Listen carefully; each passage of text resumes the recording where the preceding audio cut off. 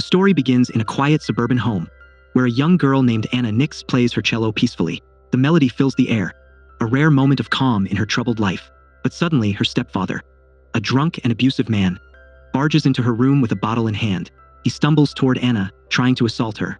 This time, terrified but no longer willing to be his victim, Anna pushes him away with all her strength. In the chaos, he loses balance, hits a glass vase, and falls to the floor, blood pooling under him. Anna watches in shock as he dies before her eyes. Within hours, police arrive, sirens wailing in the night. Despite her pleas of self-defense, her mother refuses to believe her, accusing Anna of murder.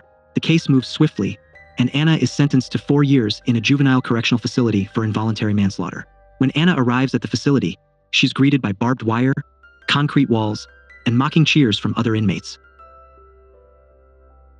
The guards strip away her identity, giving her a uniform and a number. Inside, the warden, Frank, lays down the rules, harsh, strict, and absolute. Anna is then assigned to her cell, sharing it with Jeannie, a quiet but intense woman who's been inside for years. That night, as the lights go out, Anna tries to sleep. But in the darkness, Jeannie watches her silently, her intentions unclear. It's Anna's first uneasy night in prison, and far from her last. The next morning, Anna joins the other inmates for recreation but keeps to herself. A tough inmate named Cody approaches her, warning that in prison, solitude equals weakness. Cody offers protection but for a price. Anna declines, hoping to survive on her own. That decision quickly proves dangerous. At lunch, Cody and her gang humiliate Anna in front of everyone, pushing her and spilling her food.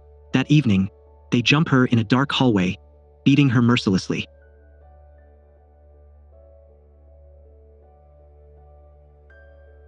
Bloodied and broken, Anna is taken to the infirmary, where a kind nurse tends her wounds and advises her to report the attackers. But when Anna goes to see Warden Frank, seeking help, the nightmare deepens. Instead of justice, Frank abuses his power, making sexual advances toward her. Horrified, Anna rejects him and flees his office in tears.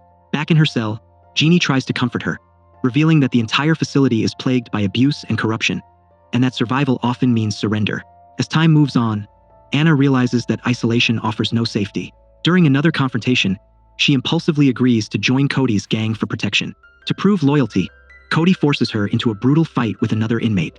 The brawl leaves both women bloodied, and Anna is punished with solitary confinement for 47 hours, stripped, alone, and shivering in a dark cell.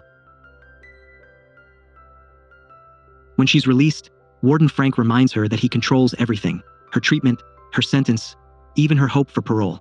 Terrified, Anna submits as Frank uses drugs and coercion to exploit her repeatedly. Her descent begins. Days turn into weeks.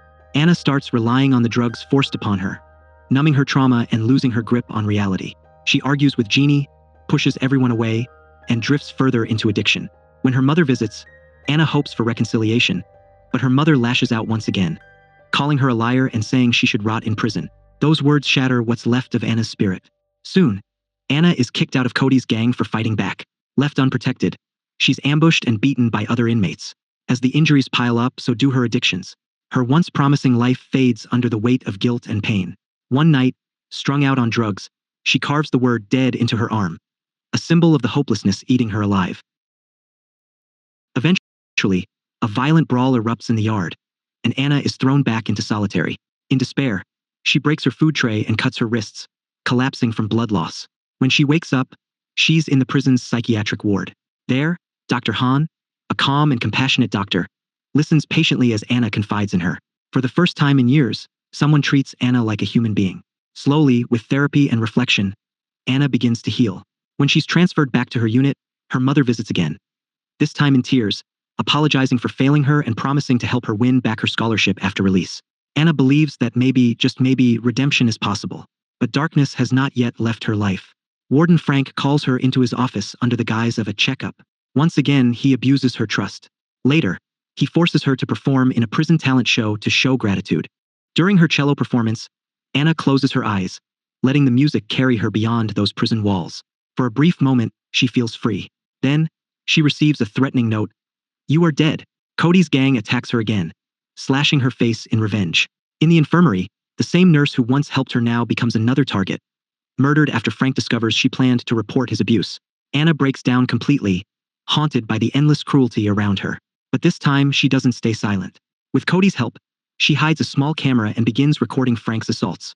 At her next parole hearing, Frank tries to sabotage her chance at freedom, claiming she's unstable, until Anna plays the footage, exposing the truth. The officers are horrified, and Frank is arrested on the spot. For the first time, justice is served. Anna is finally granted parole. Before leaving, she says goodbye to Jeannie, thanking her for being the only person who ever showed kindness. She even nods at Cody, acknowledging that despite everything, Cody helped her escape. Walking out of the gates, Anna sees her mother waiting, eyes filled with remorse. The two embrace, a moment of real healing at last. In the closing scene, Anna performs on stage, her cello echoing through the hall before a captivated audience.